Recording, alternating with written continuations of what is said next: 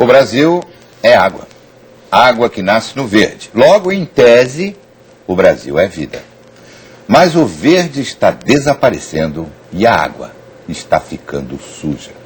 O Brasil tem 12% das reservas de água doce do mundo, mas trata mal esse bem, que em pouco tempo vai ser o mais escasso. O crescimento desordenado e a ocupação irregular às margens dos mananciais criaram um cenário de destruição. As duas maiores represas que abastecem a cidade de São Paulo precisam de socorro. Vamos até lá falar com a Mariana Godoy. Mariana, e as causas são aquelas de sempre, ligadas à corrupção. Ligadas à corrupção, à pobreza, Renata, à falta de planejamento da cidade. As autoridades que deveriam combater as invasões, muitas vezes fazem vistas grossas. Isso acaba incentivando essas ocupações. É uma forma de criar um curral eleitoral. O Bom Dia Brasil enviou o repórter José Roberto Bonier para investigar. Ele está ao vivo agora conosco. Bonier, foram 3 semanas investigando as causas, saber se tem soluções para esses problemas. Isso mesmo, Mariana. Durante 3 semanas, eu e o repórter cinematográfico Ricardo Vital fomos ver de perto a situação dos mananciais que abastecem a grande São Paulo. Porque água limpa todo mundo quer, mas na região mais populosa do país, as fontes de água limpa estão cada vez mais sujas por causa de despejos do esgoto produzido por loteamentos clandestinos, por ocupações ilegais, despejos industriais e até mesmo de quem tem a obrigação de limpar a água. Uma imensidão de água, 86 quilômetros quadrados, quase 1 trilhão de litros. Rico em nascentes, é desse manancial a 70 quilômetros de São Paulo que vem a água que abastece quase a metade dos 20 milhões de habitantes da região metropolitana. Uma área ainda preservada, pelo visto, não por muito tempo. O pasto avança e as árvores recuam. As margens perdem a proteção e os loteamentos já dão os primeiros sinais. Nada que se compare quando se chega às 2 principais represas da Grande São Paulo, Billings e Guarapiranga, de onde sai a água para outros 30% da região. O que antes era uma reserva quase intocada, hoje é atacada por todos os lados. Bairros avançam no que deveria estar protegido, derrubam árvores, passam por cima da lei. Para tentar impedir a ocupação desordenada ao redor dos mananciais, foi criada em 76 uma lei estadual que restringiu a exploração econômica dessa região por parte dos donos dos terrenos. Eles só poderiam demarcar e vender lotes com no mínimo 500 metros quadrados, portanto, bem mais caros. E foi aí que a lei provocou o efeito inverso. Os proprietários partiram para os loteamentos clandestinos. Começaram a vender lotes bem menores, como a gente vê aqui, com 100, 125 metros quadrados e que a população de baixa renda podia comprar. E o que é pior, muitos na beira da represa, quando a lei proíbe qualquer tipo de ocupação numa faixa de 50 metros às margens dos mananciais. A gente chega para ver de perto e muita gente chega perto, por desconfiança ou por esperança. Como a presença do poder público nesses lugares é rara, quando aparece um jornalista, é uma enxurrada de reclamações. Já tem gente que está pagando. O bairro fica num dos extremos da Zona Sul, encostado na represa Guarapiranga. Começou a se formar no início dos anos 90. Antes eram alguns, hoje são 65 mil moradores. Gente que, sem condições de pagar aluguel, achou aqui a solução de moradia.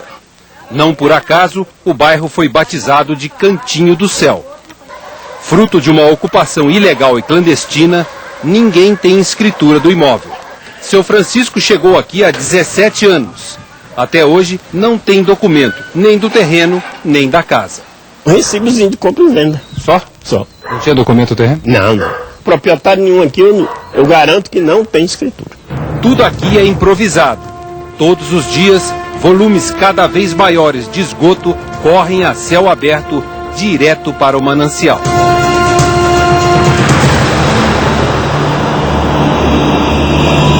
Dona Auxiliadora mora à beira d'água.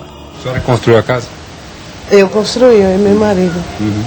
E quando a senhora comprou o terreno, não disseram que não podia? Não.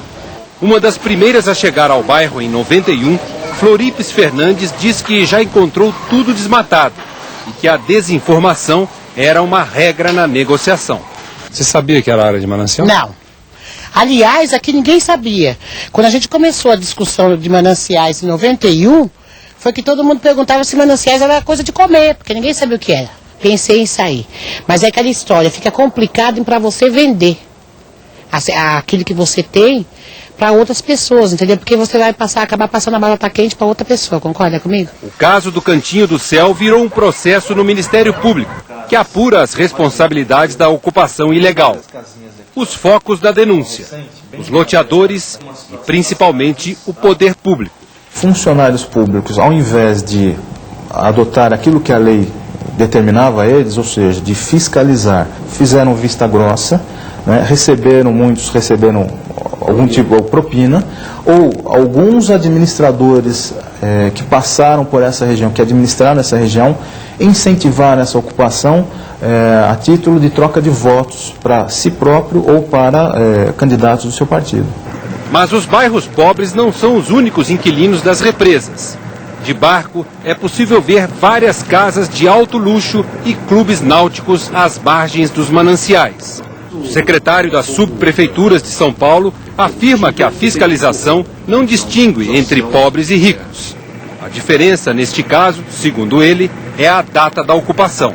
O fato é que existem muitas casas daquelas que foram construídas antes da lei de 76, ou seja, eram permitidas, tinham autorização da mesma forma que alguns clubes.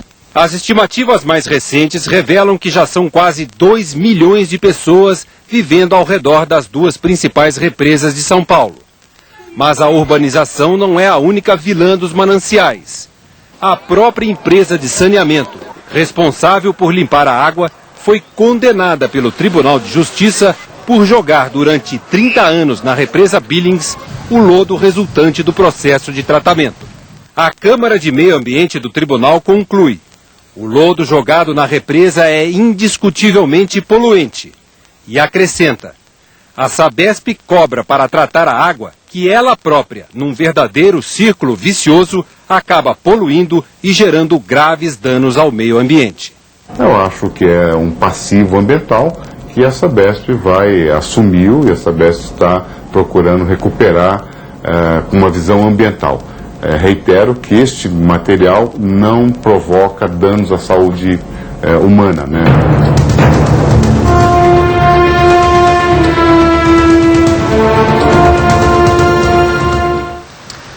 Como determinou a Justiça, desde o ano passado, a Sabesp não joga mais o lodo na represa.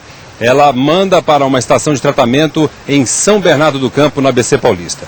Mas além desses agentes polidores que nós mostramos, há ainda o problema do bombeamento do Rio Pinheiros para a represa Billings. O Rio Pinheiros forma, junto com um trecho urbano do Rio Tietê, um grande canal coletor de esgoto produzido em São Paulo. Em situações de emergência, quando chove muito, o poder público é autorizado a bombear a água desse canal para a represa, a fim de evitar enchentes nas vias marginais e ruas próximas. Mas esse bombeamento compromete ainda mais a qualidade da água da represa.